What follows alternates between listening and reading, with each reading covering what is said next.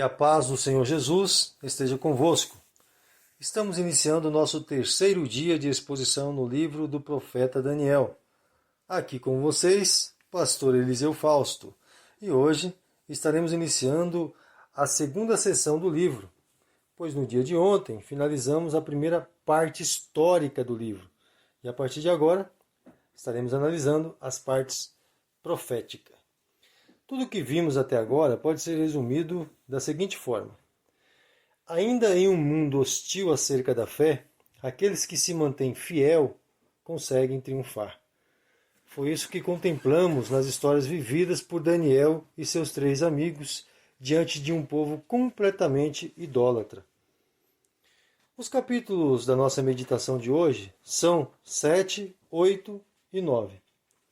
No capítulo 7, como já mencionei no primeiro dia, forma um paralelo com o capítulo 2, onde são apresentados 4 reinos na história, e em seguida o domínio milenar do Messias, como ficará evidente neste capítulo.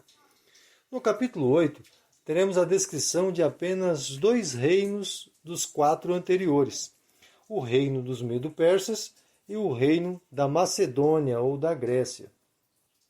Já no capítulo 9, teremos o momento das várias intercessões do profeta Daniel a si mesmo e pelo povo de Judá, ou de Jerusalém, e a grande revelação das 70 semanas de Daniel.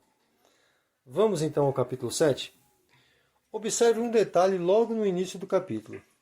Ainda que o reino babilônio já havia sido subjugado pelos Medo-Persas, podemos observar que o capítulo inicia com a declaração que retrocede uma lógica cronológica. Ou seja, quando Daniel recebeu essa visão, ele ainda estava vivendo sob o reinado de Babilônia. Ok? Guarde isso, porque também se repetirá no capítulo 8. Outra coisa, o que será revelado a partir de agora no livro nos leva a compreender que Deus, de fato, deu a Daniel discernimento através de sonhos e visões, como havia prometido no capítulo 1. Vamos então ao texto. Do versículo 1 até o 8, nós temos a descrição dos animais que Daniel contemplou em sua visão noturna. E animais era uma representação comum de reinos desse mundo no tempo antigo. A menção de 4 ventos do céu combatiam, como está escrito no texto, pode se referir a uma grande agitação nas 4 extremidades da terra. Também podemos inferir que o surgimento deles a partir do mar indica que são governadores que se levantam sobre os povos.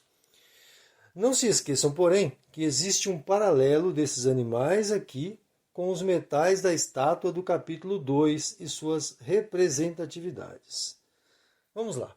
O primeiro animal era um leão, que no primeiro momento voava ostentando grande poder, mas suas asas foram arrancadas e então sobre a terra recebeu um coração de homem. Facilmente identificamos este animal com o reino de Nabucodonosor, que no princípio de seu domínio se elevou acima de tudo e de todos, desejando até ser adorado. Mas depois de ter sido humilhado por Deus, como vimos, ele recebeu um coração de homem e compreendeu a sua humanidade. O segundo animal era um urso, que se colocou de pé, apoiado apenas sobre um lado de seu corpo, e na sua boca haviam 3 costelas entre os seus dentes. Pela ordem da revelação comparativa com o capítulo 2, este segundo animal representa o reino Medo-Persa, que ainda que fossem 2 povos, se unificaram para vencer os demais povos. E um dos 2 povos, os persas, se destacaram nessa unificação, tendo como rei principal o renomado rei Ciro, mencionado pelo profeta Isaías nos capítulos 44 e 45. É bem possível que por esse motivo o urso se apoiou por um dos lados.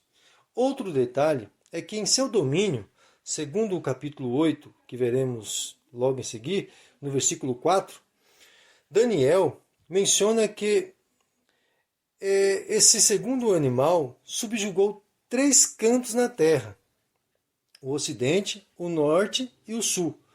o que justificaria as 3 costelas que haviam entre os seus dentes. Lá no capítulo 8 não será o segundo animal, porém será um dos 2 animais que estarão sendo manifestos. E nós veremos.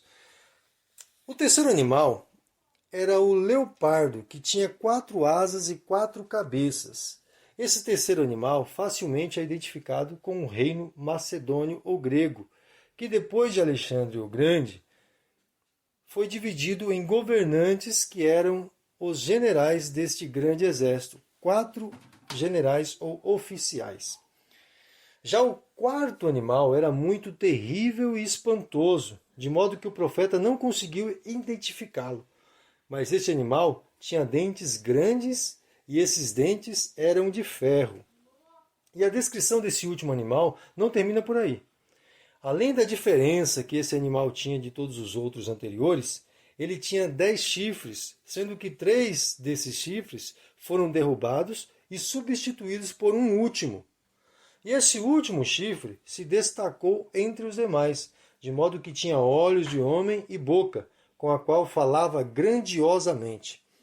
Este último animal, em paralelo com o último metal da estátua, é representado pelo Império Romano, que foi e tem sido o último reino no mundo atual, pois, como disse no capítulo 2, não foi substituído por nenhum outro reino até então. Porém, os historiadores estudiosos ainda não encontraram no reinado romano esta divisão em 10 governantes, o que nos leva a concluir que ainda serão cumpridas essas últimas facetas deste império. Este quarto animal, descrito aqui, representa claramente a última parte da estátua do sonho de Nabucodonosor, pois o que vem depois dos pés em parte de barro e parte de ferro, lá no sonho, é a manifestação de uma grande pedra que destrói toda a estátua, se tornando o reino de Deus na terra. E aqui segue a mesma sequência, como veremos. Vamos lá.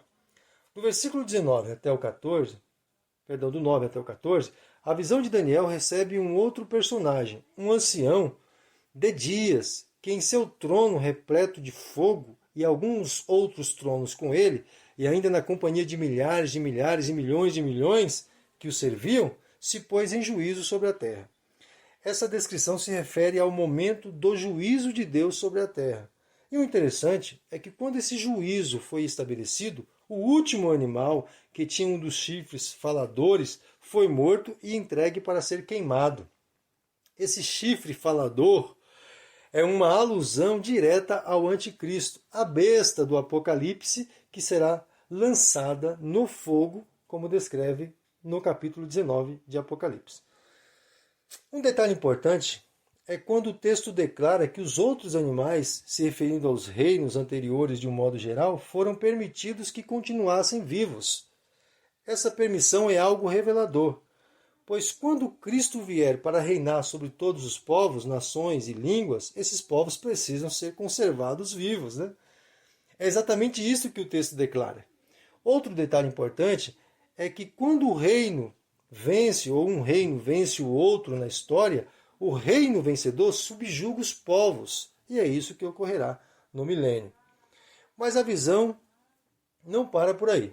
Logo em seguida, o Filho do Homem desceu do céu através das nuvens e, ao chegar próximo ao ancião, recebeu o domínio sobre todos os povos, nações, línguas, e esse domínio não seria destruído. E este é o momento, Cristo reinando juntamente com o seu povo aqui na terra. Falando especificamente e baseando em Apocalipse, é justamente nesse momento que ocorre a ressurreição dos mortos que morreram confiando em Deus e em seu Cristo. É óbvio que aqui em Daniel não temos todas as nuances deste reino milenar, mas tenho por certo que muitas das revelações mencionadas no Apocalipse foram baseadas nesse livro. Continuemos. No versículo 15, temos o relato de quando Daniel se sentiu enfraquecido e tanto quanto confuso por causa dessas visões. No versículo 16, ele pergunta para um daqueles que estavam na visão, e não sabemos a quem, sobre um esclarecimento de tudo que tinha visto. No versículo 17, esse ser a quem Daniel interpola resume os 4 animais em 4 reis que se levantarão sobre a terra e ponto final. E se apressa a informá-lo do versículo 18, que os santos do Altíssimo possuirão o reino para todo sempre e eternamente, ou de eternidade em eternidade.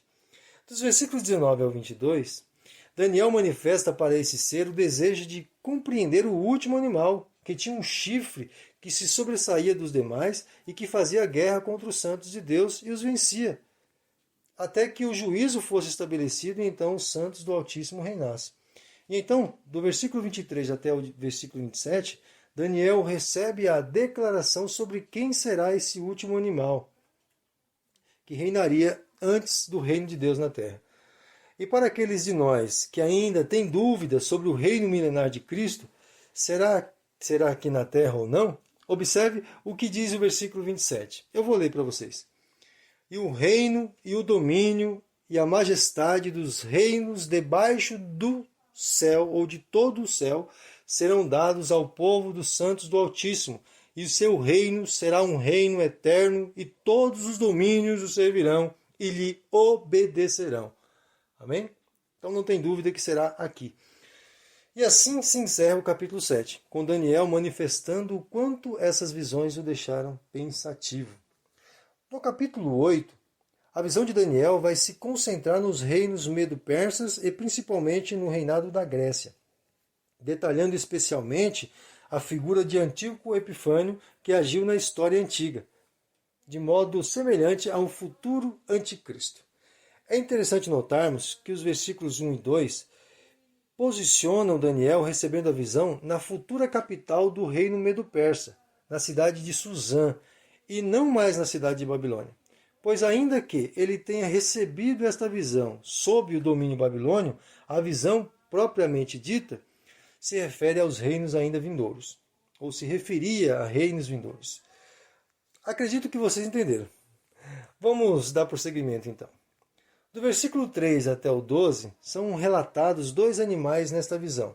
O primeiro animal é um carneiro, que possuía 2 chifres, e um desses chifres se destacou.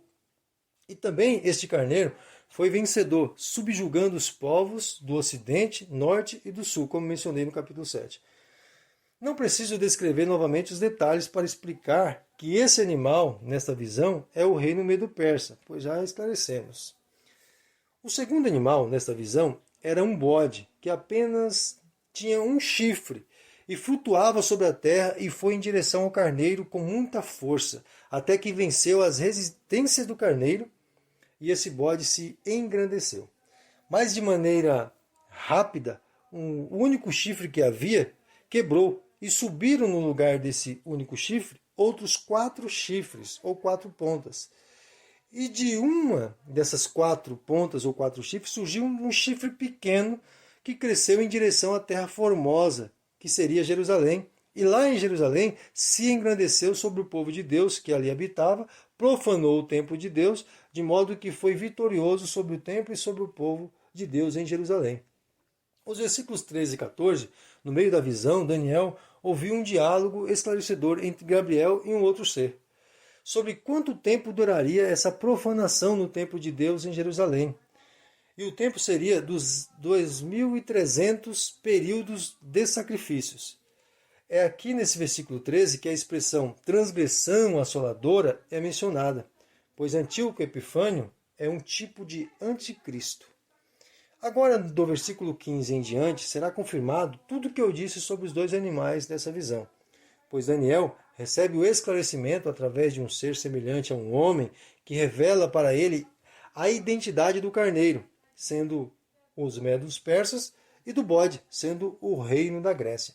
Convém mencionar que o Império Grego contribuiu de forma singular para que o Evangelho de Cristo pudesse alcançar os povos do tempo dos apóstolos, pois o reino grego, através de Alexandre o Grande, difundiu entre os povos conquistados a língua grega, em especial um grego chamado grego comum, facilitando o diálogo entre todas as classes de pessoas.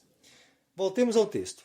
Esse ser que explica para Daniel a visão mantém a sua ênfase na descrição do último chifre pequeno e notável que nasceu do bode. Ou seja, após a divisão do Império Grego, que foi seguida da morte de Alexandre o Grande, que foi o primeiro chifre. Esse pequeno e notável chifre, ou pequena e notável ponta, segundo nos reza a história, foi o famoso Antíoco Epifânio, que na realidade seu nome era somente Antíoco, mas se auto-intitulou Epifânio, que significa ilustre manifestação. O princípio de seu governo, depois da morte de Alexandre o Grande, foi na Síria, e enquanto ali governava, enviou uma tropa com aproximadamente 20.000 homens para arrasar Jerusalém. Esses homens entraram em Jerusalém no dia de sábado, mataram a maioria dos homens e levaram as mulheres e crianças cativas. Os homens que escaparam se uniram a Judas Macabeus, figura que estaremos mencionando logo a seguir. Depois desse massacre, Antíoco Epifânio publicou um edito, declarando que haveria em Jerusalém e em todo o seu reino apenas uma religião que não era a religião dos judeus. E assim proibiu os judeus de guardarem o sábado, de praticarem a circuncisão, de obedecerem às leis alimentares, como Deus havia predito em Levíticos, e ainda ordenou que qualquer judeu que fosse encontrado com uma cópia da lei de Moisés seria morto. Antíoco chegou no ápice de sua loucura quando destruiu o altar do templo de Deus em Jerusalém e edificou um novo altar ao deus Zeus e sacrificou um porco nesse altar. Mas houve nesse período uma revolta dos judeus, conhecido como a Revolta dos Macabeus. Essa revolta foi liderada por Judas Macabeus, mencionado anteriormente, que guerreou juntamente com seus seguidores e venceram a resistência de Antíoco e seu exército, proclamando uma nova dedicação ao templo em Jerusalém. O período de 2.300 tardes e manhãs se refere aos sacrifícios que eram oferecidos no início do dia e ao término dele.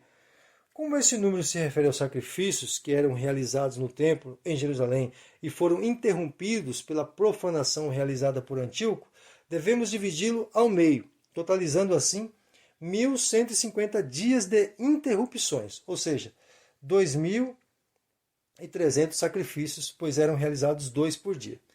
Segundo relatos históricos, foi justamente durante o período de 3 anos que o povo de Israel ficou subjugado sob o domínio de Antíoco Epifânio, do ano 168 a 165 a.C., quando os macabeus venceram a resistência, um total de aproximadamente 1.150 dias, considerando um ano de 360 dias no calendário lunisolar.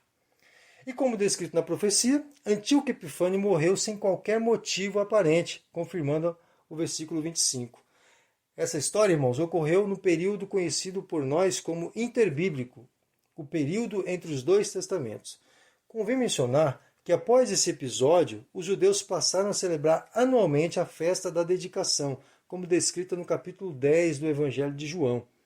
Daniel concluiu o capítulo nos informando que essas visões o deixou enfermo de tanta complexidade encontrada nelas. Vamos ao capítulo 9. No início do capítulo, nos versículos 1 e 2, somos informados que Daniel já estava debaixo do reinado dos medos e possivelmente isso o conduziu a refletir sobre os escritos do profeta Jeremias, que falava sobre a restauração do povo de Israel à sua terra. E os escritos de Jeremias, no capítulo 24 do seu livro, escreveu um período de 70 anos de cativeiro. Daniel, acreditando que as palavras de Jeremias eram verdadeiras e sabendo que a profecia estava prestes a se cumprir, pois pelo menos 69 anos já havia se passado e o tempo do povo retornar estava próximo de se cumprir. Por esse motivo, se põe diante de Deus em oração. Do versículo 3 ao 6, Daniel se humilha diante de Deus e confessa que ele e todo o seu povo, se referindo ao povo judeu, tinham pecado e procedido de maneira ímpia diante de Deus e dos seus mandamentos, e ainda que Deus tivesse levado profetas para os repreender, não tinham dado ouvidos à voz desses profetas. Do versículo 7 ao 9, Daniel declara que ao Senhor Deus, somente a Ele, pertence a justiça e a misericórdia, e quanto a ele e o seu povo, rebeldia e confusão. E mais uma vez, nos versículos 10 e 11, Daniel confessa que todo o povo, assim como ele, pecaram diante de Deus e transgrediram a sua santa lei, desviando-se dos seus santos e justos caminhos. E do versículo 12 até o 15, Daniel declara diante de Deus em oração que tudo que o povo estava vivendo no exílio, de todas as atrocidades que passaram na invasão de Jerusalém e destruição do templo, foram decorrentes da rebeldia do povo em não obedecer à voz do Senhor, como havia sido predito por Moisés na lei, pois Deus prometeu punição aos transgressores. Muito interessante a oração de Daniel, pois ainda que sabia da promessa de Deus predita por Jeremias, os versículos 16 até o 19, ele não lança diante de Deus uma cobrança para realizar aquilo que prometeu. Não. Ele suplica a Deus por sua bondade e misericórdia, pedindo que o Senhor ouvisse a oração de súplica dele por um povo que merecia estar vivendo em sofrimento, mas precisava urgentemente de um olhar de amor do soberano Deus que se voltasse para ele. Formidável, né, irmãos? E então, do versículo 20 ao 22, a resposta de Deus chega através do anjo Gabriel, que vem da parte de Deus para trazer uma revelação profética acerca do povo judeu e o fim dos tempos. Vamos então ao entendimento da famosa 70 semanas de Daniel, a partir do versículo 23. No versículo 24, o anjo revela para Daniel o propósito pelo qual Deus determinou estas 70 semanas. O primeiro propósito era extinguir a transgressão. Segundo, expiar o pecado. Terceiro, expiar a iniquidade. Quarto, trazer a justiça eterna. Quinto, selar a visão e a profecia. Sexto, ungir o santo dos santos. Os três primeiros propósitos são cumpridos até a primeira vinda de Cristo, como veremos. Já os três últimos propósitos serão cumpridos quando se instaurar o governo milenar de Cristo, trazendo justiça eterna, selando todas as visões e profecias e ungindo o santo dos santos, que seria uma alusão à futura realidade de Deus com o seu povo na eternidade. De um modo geral, a revelação das 70 semanas de Daniel traz uma resposta completa de suas súplicas neste capítulo, como vimos. No versículo 25, até o término do capítulo, temos a sequência dessas 70 semanas. Antes, porém, preciso mencionar para vocês que o termo semanas aqui se refere a um período de 7. Nesse caso, 7 anos representaria cada semana. O primeiro período das 70 semanas seria 7 semanas, um total de 49 anos.